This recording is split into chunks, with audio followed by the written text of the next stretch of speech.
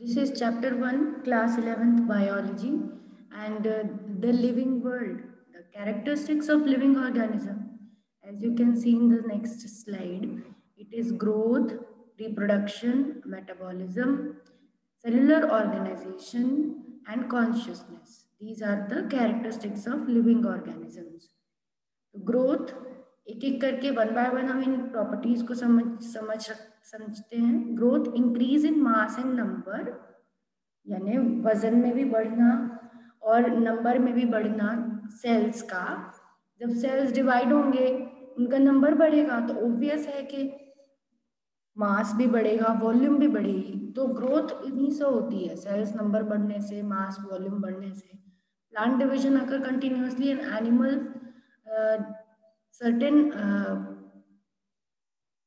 Animal certain age. Plant division, ये point है कि प्लांट्स में तो हमेशा होता रहेगा division, plants will divide continuously, but animal में क्या होगा कि after a certain age it will stop dividing.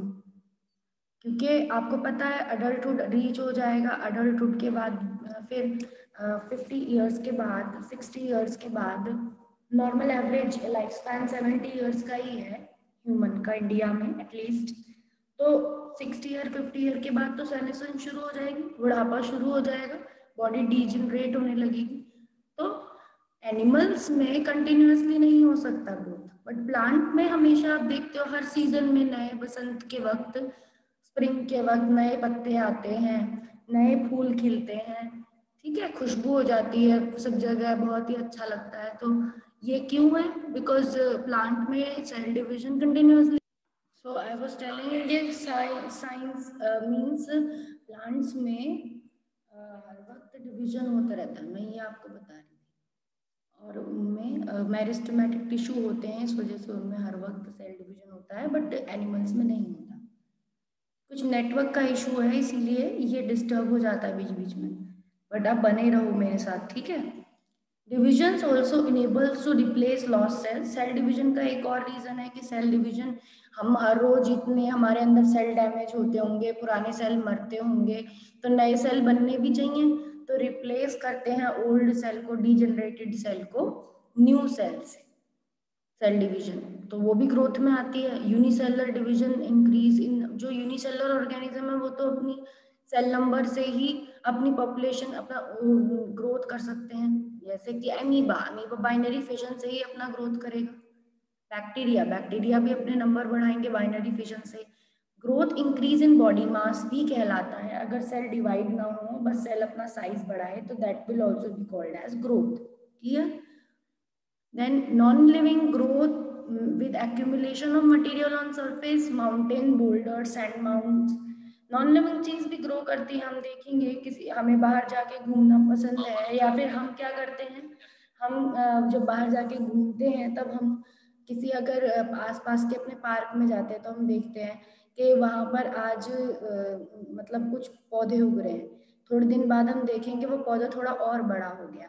फिर और कुछ दिन बाद जाके देखेंगे, हम गर्मियों की छुट्टियों में पूरा 1 महीना जब बिता देंगे तब उसके बाद भी जाके देखेंगे, तब भी क्या होगा, वो और बड़ा हो जाएगा. तो ये तो लिविंग ऑर्गेनिज्म अपने आप इन अंदर से ग्रो कर रहा है. पर अगर हम उसके साइड में एक ऐसा देखेंगे जहाँ पे कुछ कह सकते हैं कंपोस्ट, या फिर ऐसे ही जहाँ पर क्या इकट्ठा करता है, जो गार्डनर है, वहाँ का माली है, वो सब डेड लीव्स को इकट्ठा करता रहता है. तो वो भी क्या होता है, बार बार रोज झाड़ू लगाता है उस पार्क में, पत्तों को इकट्ठा कर देता है, फिर और ऊपर से और पत्ते इकट्ठा कर देता है, रोज रोज वो ढेर बढ़ाता रहता है.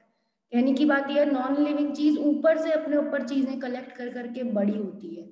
और जैसे रेत के टीले बन जाते हैं रेगिस्तान में, खूब बड़े बड़े ऊंचे ऊंचे सैंड ड्यून्स बन जाते हैं. जब हवा आती है तो उन रेत के टीलों को फिर छोटा कर देती है, ठीक है. और हम देख रहे हैं, हम गाजियाबाद मोदी नगर में रहते हैं, तो कुछ बिल्डिंग बना रहे हैं अगर कोई बिल्डर्स, तो अभी वो 2nd फ्लोर तक पहुंचे हैं देखते देखते मशीन्स की मदद से. बड़ी बड़ी मशीन्स आ गई हैं आजकल तो, ठीक है. वो बड़ी बड़ी मशीन्स क्या करती हैं, उनको जल्दी जल्दी क्या करती हैं, उन बिल्डिंग्स को और बड़ा करती रहती हैं, सैंड माउंटेन्स भी इस तरह से बड़े होते हैं। Growth can not be defining property of living organism. पूछ लिए तो मैम आ गई। यस, तो मैं ये बता रही थी कि थोड़ा सा नेटवर्क इशू चलता है बीच बीच में, ये डिस्टर्ब हो जाता है बट फिर रिज्यूम हो जाता है। तो इसमें हम ये बोल रहे थे कि ग्रोथ की प्रॉपर्टीज हैं ये सब। Then organism reproduce and produce progenies, reproduction से ऑर्गेनिज्म अपने प्रोजेनीज बना रहे हैं। ये सेक्सुअल और सेक्सुअल रिप्रोडक्शन ये सेकेंड प्रॉपर्टी है लिविंग ऑर्गेनिज्म की। यूनिसेलुलर होते हैं living organism, amoeba, bacteria, chlamydomonas. ये मल्टीप्लाई करते हैं, अपना नंबर बढ़ाते हैं, इसी चीज को ग्रोथ बोलते हैं। So it is unclear with the usage of two terms, growth and reproduction unicellular. तो ये इनमें जो यूनिसेलुलर ऑर्गेनिज्म है इनमें ग्रोथ और रिप्रोडक्शन एक दूसरे से अलग अलग हैं। दे आर अनक्लियर, सॉरी अलग नहीं है, एक साथ ही जुड़ी हुई है, क्योंकि यूनिसेलुलर ऑर्गेनिज्म बाइनरी फ्यूजन करेगा तो वो न्यू डॉटर सेल्स भी बनाएगा और इस तरह से वो ग्रो भी होगा। दोनों चीजें इनके साथ कंबाइंड है। पर हमारे केस में, प्लांट के केस में ऐसा नहीं होता। हम एक्यूमुलेशन से कह सकते हैं, हम लोग खाने पीने से और हम लोग अपने रिप्रोडक्शन को अलग रखते हैं और ग्रोथ को अलग रखते हैं। जैसे कि पौधा है, पौधा जब तक फ्लावर नहीं बनाएगा, जब तक उसका वेजिटेटिव फेज पूरा नहीं होगा, ठीक है, वो अपना पूरा वेजिटेटिव फेज करेगा, स्टेम, रूट्स, लीव्स सब चीजें पूरी बना लेगा, ग्रोथ करेगा आराम से, बीज से पौधा बड़ा होगा, बड़ा होके ही तो पौधा फूल बनाएगा। ऐसे ही प्यूबर्टी तक कोई ह्यूमन है जो रीच होगा, फिर मैरिजेबल एज तक आएगा, 18 साल तक लड़कियां और 21 साल तक लड़के, तभी उसके बाद ही तो रिप्रोड्यूशन करेंगे वो, ठीक है। तो बड़े ऑर्गेनिजम्स में ग्रोथ और रिप्रोडक्शन सेपरेटेड है, अलग अलग है, जबकि यूनिसेलुलर ऑर्गेनिज्म में ग्रोथ ही रिप्रोडक्शन का फॉर्म है। जैसे बैक्टीरिया हुए, अमीबा हुआ, कैलामाइडोमोनास हुआ, ये क्या है, इनमें सेम ही वे में ग्रोथ भी होती है और रिप्रोडक्शन भी होती है। क्लियर? Yes ma'am. क्लियर हो गया? Yes ma'am. Okay. Yes ma'am. तो देन उसके बाद आपका है कि many organism do not reproduce, कुछ ऐसे भी ऑर्गेनिज्म है, हायर ऑर्गेनिज्म जो रिप्रोड्यूस नहीं करते हैं। तो इसीलिए हम ये नहीं कह सकते कि ग्रोथ और रिप्रोडक्शन एक जैसा कह सकते हैं डिफाइनिंग प्रॉपर्टी है, क्योंकि लिविंग तो है वो भी, म्यूल्स जो है, कच्चर और स्टेराइल वर्कर भी, ये लिविंग ऑर्गेनिजम्स हैं बट ये इनफर्टाइल है, they can not produce gametes, ठीक है। Hence, reproduction defining characteristic of living organism, non-living do not reproduce. Reproduction defining characters है living organism का, पर non-living organism reproduce नहीं करते, ठीक है। और नॉट डिफाइनिंग होगा यहाँ पे भी, यहाँ पर लिख दिया है डिफाइनिंग, पर नॉट डिफाइनिंग है, नॉट डिफाइनिंग, ठीक है। Hence yes,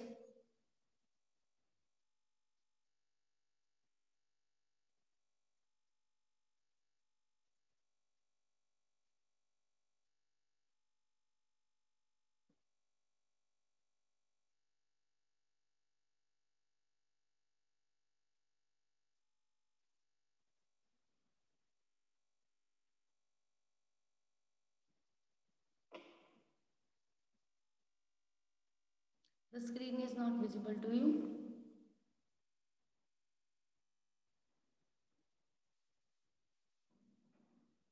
Hello, am I audible to you, everyone? Yes ma'am. Yes ma'am. Okay, so I don't know why I cannot share the screen now. The screen is not able, I am not able to screen share. I don't know, it is written host disabled participant screen sharing. Although मैं ही host हूँ, पर भी मैंने तो कुछ disable नहीं किया, पर फिर भी इसमें डिसेबल्ड आ रहा है। मैम इसमें host, So in this you can see in the reproduction it is written okay, unicellular organisms like amoebas, third point जो है bacteria, chlamydomonas multiply and increase in number defined as growth. So it is unclear the usage of two terms with respect to the unicellular organism, and many organisms do not reproduce like ma'am your voice is not Audible. so it is hence reproduction defining characters of living organisms. Non-living do not reproduce. So characteristic तो है reproduction, but it is not defining characteristic. यहाँ पे not word नहीं लिखा हुआ, but you should write the not word here.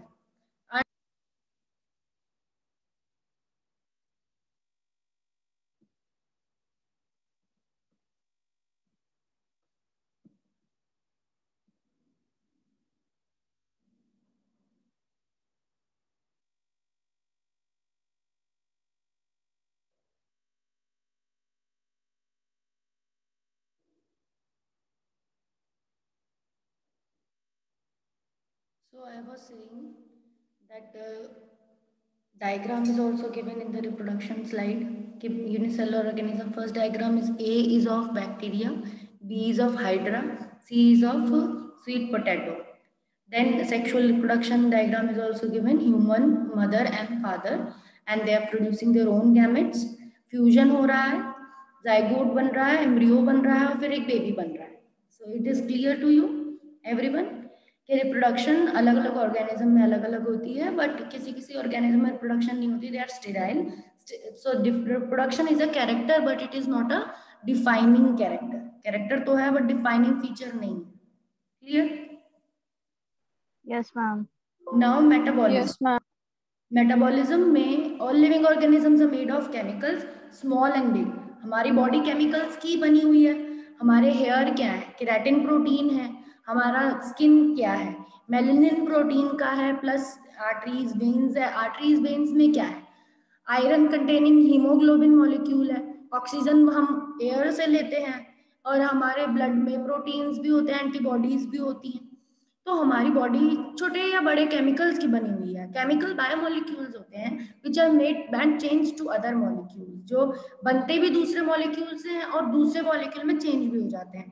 जैसे proteins बनेंगे तो प्रोटीन अमाइनो एसिड की चेन से बनेंगे, और अगर प्रोटीन टूटेंगे तो वापस से वो अमाइनो एसिड्स को बना देंगे. तो कन्वर्जन रिएक्शन इन मॉलिक्यूल्स का कहलाता है मेटाबॉलिक रिएक्शंस. सम टोटल सारे केमिकल रिएक्शन का कहलाता है मेटाबॉलिज्म. बनने की रिएक्शंस और टूटने की रिएक्शंस दोनों को मेटाबॉलिज्म कहते हैं. कोई भी नॉन लिविंग चीज मेटाबॉलिज्म नहीं कर सकती. मेटाबॉलिक रिएक्शन डेमोन्स्ट्रेट किए जाते हैं सेल के बाहर भी. अगर बॉडी के बाहर डेमोन्स्ट्रेट करे जा रहे सेल फ्री सिस्टम्स में तो उन्हें इन विट्रो रिएक्शंस कहते हैं, जो नीदर लिविंग नॉन लिविंग होते हैं. ना ही हम उन्हें लिविंग बोल सकते हैं, ना ही हम उन्हें नॉन लिविंग बोल सकते हैं. बस सिर्फ ये कह सकते हैं कि we are doing living reactions in the non-living systems. So they are called in vitro. They are called test tube reactions. Then metabolism, the second last point है metabolism defining feature है living organisms का, living things का, and hence cellular organization जो body की है वो एक defining feature है life form का. मतलब cellular organization होगा तो हम बोलेंगे हाँ ये living organism है.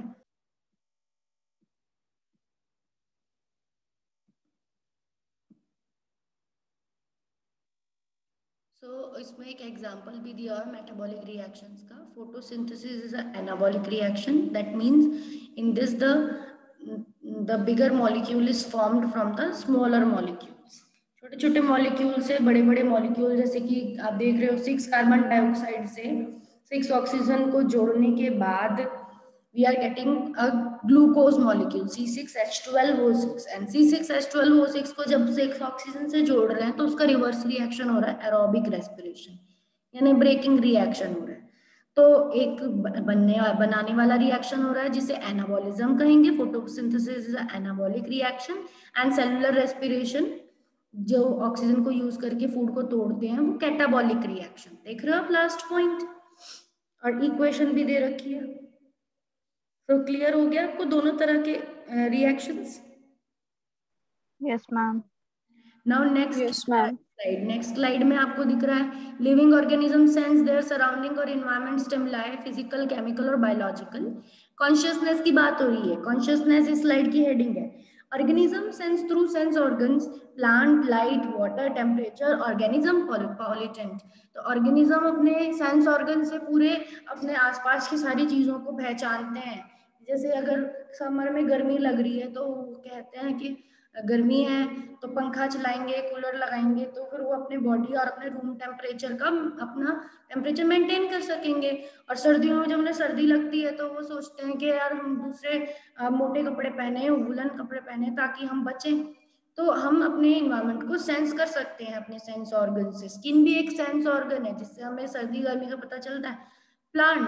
प्लांट भी लिविंग ऑर्गेनिज्म, वो लाइट पहचान पाते हैं, पानी पहचान पाते हैं, टेम्परेचर, ऑर्गेनिज्म, पॉल्यूटेंट सब पहचान पाते हैं अपने चारों तरफ, क्योंकि जब प्लांट के रूट्स अगर राइजोबियम रहता है तो उसे पहचान पाता है, राइजोबियम उसके रूट के पास है। तो लेग्यूमिनस प्लांट्स में राइजोबियम क्या करता है, नाइट्रोजन फिक्स कर देता है। और कुछ प्लांट्स शॉर्ट डे प्लांट्स होते हैं, कुछ प्लांट लॉन्ग डे प्लांट्स होते हैं। तो वो समर वाले प्लांट समर में हमें खाना देते हैं, सब्जी बनाते हैं और हमारे लिए, और जो विंटर वाले हैं वो हमें विंटर में खाना देते हैं। वो सीजन्स के हिसाब से क्रॉप्स होती हैं, खैरिफ क्रॉप्स, रबी क्रॉप्स। तो वो क्यों होती है, क्योंकि वो लाइट को पहचानते हैं। Photo period influence reproduction, seasonal breeders, plants and animal. Photo period बोलते हैं उस लाइट के अमाउंट पीरियड को जब लाइट से कोई भी ऑर्गेनिज्म एक्सपोज होता है, उसे फोटो पीरियड कहते हैं। तो दोनों पे इसका असर होता है, प्लांट पे भी इसका असर होता है और एनिमल पे भी इसका असर होता है फोटो पीरियड का। Human are aware of himself and self consciousness. Human को अपनी खुद की भी अवेयरनेस होती है, बाहर की अवेयरनेस तो होती भी है, खुद की भी अवेयरनेस होती है। दैट मीन्स हमें समझ में आता है कि हमें अगर कोई दर्द हो रहा है या हमारी कोई फीलिंग्स हैं, हमें अच्छा नहीं लग रहा, हम बोल देते हैं कि हाँ भाई हमें अच्छा नहीं लग रहा। तो हमें अपने बारे में भी अवेयरनेस होती है। कॉन्शियसनेस डिफाइनिंग प्रॉपर्टी होती है लिविंग ऑर्गेनिजम्स की। ठीक है, हम गर्म पकड़ेंगे तो हम उसे छोड़ देंगे ना, हाथ से ज्यादा गर्म होगा तो। ये सेज मी, टच मी,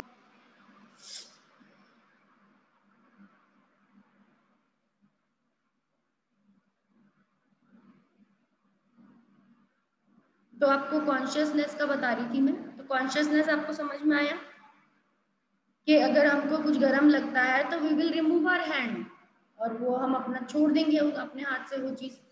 और टच मी नॉट प्लांट को टच करते हैं तो उसकी लीफ क्या होते हैं, बेंड हो जाते हैं। तो ये क्या है, this is consciousness. Diversity of living world के ऊपर स्लाइड है। ये बायोडाइवर्सिटी टर्म है पूरे सारे वैरायटीज को मैम के लिए। हाँ मैम, आप फोटो पीरियड का मतलब बता रही थी, मुझे वो समझ नहीं आया। हाँ, फोटो पीरियड एक वो लाइट का जोन है जिस लाइट में कोई भी ऑर्गेनिज्म एक्सपोज होता है। ये सीजनल और कंटिन्यूअस ब्रीडर सबके लिए एक ट्यूब होता है। मतलब ये लाइट का पीरियड है, दिन और रात पहचानने की एबिलिटी है, जो प्लांट में भी होती है और हम में भी होती है। जैसे कि कुछ प्लांट शॉर्ट डे प्लांट होते हैं, कुछ लॉन्ग डे प्लांट होते हैं। कुछ समर्स में हमें खाना पीना देते हैं, कुछ विंटर्स की क्रॉप होती है, खैरिफ और रबी। तो वो उसी टाइम पे ग्रो हो सकती है बिकॉज उनके अंदर ऐसे प्रोटीन्स होते हैं जो सिर्फ ज्यादा रोशनी में ही 12 घंटे की लाइट में एक्सपोज होंगे तभी उनका प्रोडक्ट बनेगा, वरना नहीं बन सकता। तो इस वजह से, और ऐसे ही कुछ एनिमल्स भी होते हैं वो तभी रिप्रोडक्शन करते हैं जब समर्स आती है, या वो तभी रिप्रोडक्शन कर सकते हैं जब विंटर्स आती है। ब्रीडिंग उनकी तभी होगी। तो इसी को कहते हैं photo period. This thing is called as photo period, the light time period of light exposure. तो ये भी हम अपने ऑर्गेनिजम्स में अलग अलग होता है, इसकी भी अवेयरनेस होती है, इसका भी कॉन्शियसनेस होती है। ठीक है, तो कॉन्शियसनेस एक डिफाइनिंग प्रॉपर्टी होती है लिविंग ऑर्गेनिज्म की। डाइवर्सिटी के बारे में दे रखा है। Term used to refer to the number of varieties of plants and animals in the region on the earth. सारे प्लांट्स और एनिमल्स और सारी तरह के ऑर्गेनिजम्स को डिनोट करने के लिए बायोडाइवर्सिटी बोलते हैं। Number of species 1.7 to 1.8 million है। No need, the need for classification क्यों है, ताकि लिविंग ऑर्गेनिज्म को हम क्लासिफाई कर सके कैटेगरीज में, so that they could be named, remembered, studied, understood। और नीड टू स्टैंडर्डाइज नेमिंग, इसको नोमेनक्लेचर बोलेंगे। सब इंटरनेशनल नेम रखने की प्रोसेस को नोमेनक्लेचर कहते हैं।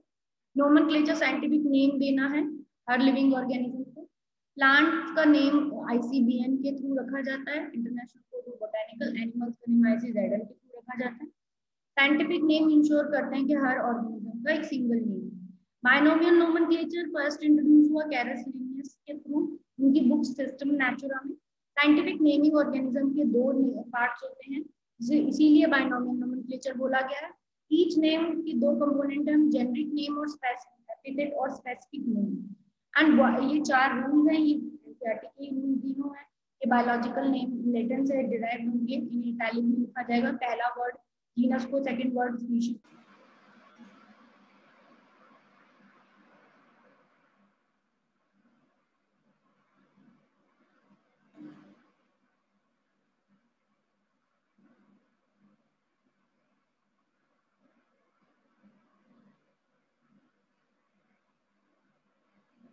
तो ये 4 रूल्स हमने डिस्कस किए, ये आपको पता है बाइनोमियल नेम नोमेनक्लेचर लिखने के रूल्स सभी को। इसमें कोई कंफ्यूजन है किसी को बाइनोमियल नोमेनक्लेचर के रूल्स में? Is there no any? Ma'am. Then आगे हम देखते हैं नो मैम।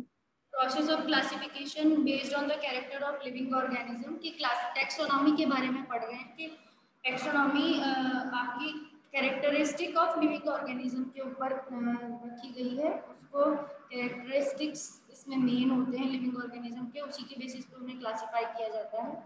एक्सटर्नल और इंटरनल स्ट्रक्चर भी एक कैरेक्टर है सेल का, स्ट्रक्चर, डेवलपमेंट, इकोलॉजिकल इंफॉर्मेशन, कहाँ का वो सेल है, कहाँ का प्लांट है, तो उसके बेसिस पे भी टैक्सोनॉमी रखी जाती है। Human beings is interested to know different organisms and diversity along with their relationship with others. Human being को हमेशा इंटरेस्ट रहता है कि वो तरह तरह के ऑर्गेनिज्म को एक्सप्लोर करे और उनके रिलेशन दूसरे ऑर्गेनिज्म से ढूंढे कि वो कैसे दूसरे ऑर्गेनिज्म से रिलेटेड है। सिस्टमैटिक्स इसीलिए एक ऐसी ब्रांच है जो डील करती है क्लासिफिकेशन के साथ साथ रिलेशनशिप ढूंढने में भी सारे डाइवर्स ऑर्गेनिजम्स के अंदर। टैक्सोनॉमिक हायरार्की एक अरेंजमेंट है बहुत सारे टैक्सास का क्लासिफिकेशन में जो यूज होते हैं, उसका जब हम अरेंजमेंट कर देते हैं from the lower most to higher most, और what is the lower most and what is then come next and then what is next, इस तरह से अगर हम उसको करते हैं तो we say that it is taxonomic hierarchy. Taxonomical studies of all known organisms will lead to development of categories such as kingdom, phylum, division, class, order, family, genus and species. Taxonomic study जब हम करते हैं तो इतनी सारी categories बन जाती है जैसे किंगडम, फाइलम, और इनका स्पेसिफिक अरेंजमेंट होता है। जैसे स्पीशीज का ग्रुप जीनस बनता है, जीनस का ग्रुप फैमिली बनती है, फैमिलीज का ग्रुप ऑर्डर बनता है, ऑर्डर का ग्रुप क्लास, क्लास का ग्रुप फाइलम, फाइलम का ग्रुप, फाइलम एनिमल्स में यूज होता है, डिवीजन प्लांट्स में यूज होता है, और इसका group kingdom. Next point, group of the individuals having fundamental similarities and successful reproduction take place among themself, इसको स्पीशीज बोलते हैं कि ऐसे ग्रुप है ये इंडिविजुअल्स का जिसमें इंडिविजुअल्स एक दूसरे से ब्रीडिंग कर सकते हैं, इंटरब्रीडिंग करके फर्टाइल ऑफस्प्रिंग बना सकते हैं। Distinct morphological differences is there between two closely related species. तो कितना भी करीब का रिलेटेड स्पीशीज होगा तब भी उनमें मॉर्फोलॉजिकल डिफरेंसेस जरूर होंगे, जैसे पैंथर टाइगर पैंथर लियो में होते हैं, सोलिनम ट्यूबरोसम सोलिनम निग्रम में होते हैं। ब्रिंजल और टोमेटो और पोटैटो अलग अलग पर सेम जीनस है, बट स्टिल उनमें क्या है, डिफरेंसेस हैं। जेनरा और aggregate of closely related species, group of related species with more character in common. तो यहाँ पे पैंथरा जीनस है पर इनके जो मेंबर दिखा रखे हैं, चीता, टाइगर और लॉयन, ये सब क्या है, इनकी स्पीशीज अलग अलग है। ठीक है, लेपर्ड, टाइग्रेस और लियो दिखा रखा है यहाँ पे। Animals which comes under the genus Panthera share several common features and differ from genus Felis. छोटी कैट से इनका जीनस अलग है, फेलिस अलग जीनस है, पैंथरा अलग जीनस है, पोटैटो सोलिनम ट्यूबरोसम एंड ब्रिंजल सोलिनम मेलिनिजी। ठीक है, तो ये दोनों सेम जीनस के हैं बट इनकी स्पीशीज डिफरेंट है।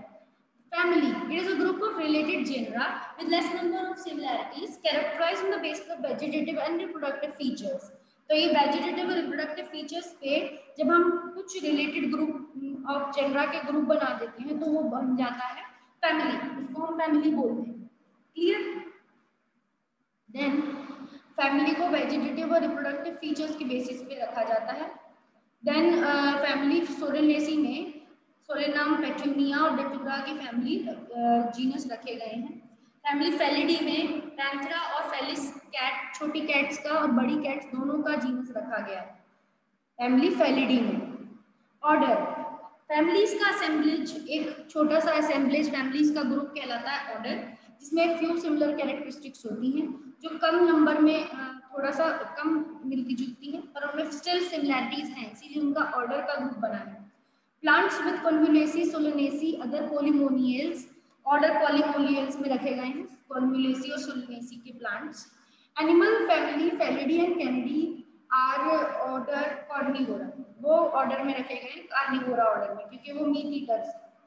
Then next, it include all the related orders having few similar characteristics.